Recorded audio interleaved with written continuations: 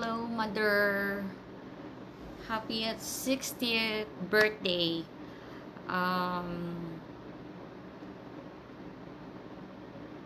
una sa tanan, thank you, Lord, kay naabot ka ni nga edad sa 60 nga years.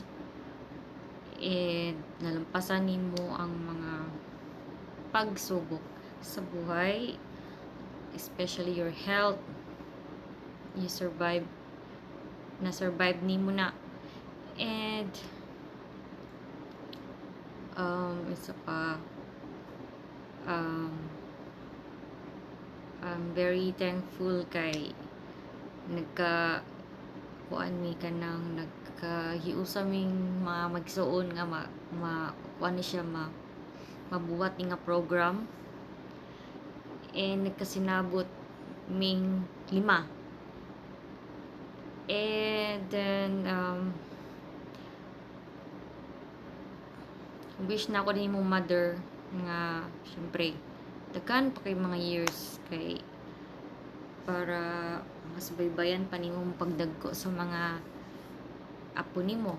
And isa pa,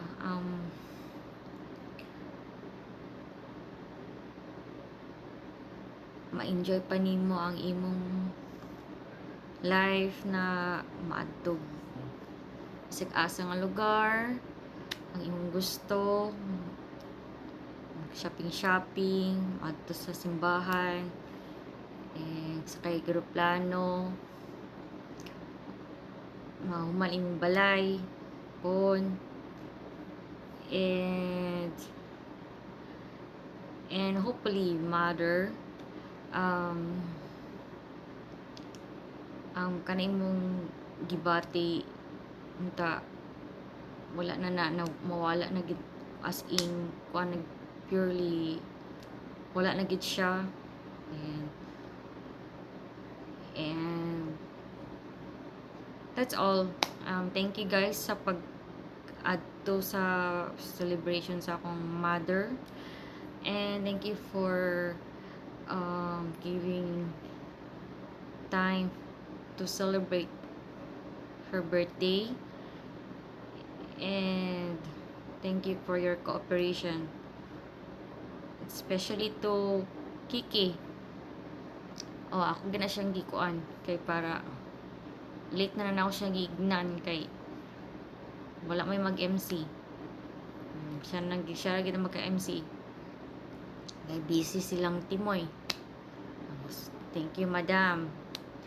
And to Momo and Auntie Cecil, thank you for reminding about Annie. Kay kung wala ka nag-remind, dili ni may tabo. Kay wala man sa plano, kay puro busy. Karong nga oras sa gabi na pod, mag-prepare na pod ko para sa work. Dapat mag-live ko pero di man. Di kaya sa oras. Kadlawon na pod diha. Ay diri, kadlawon na dani. Bye guys, see you. Unta makauli mo next year.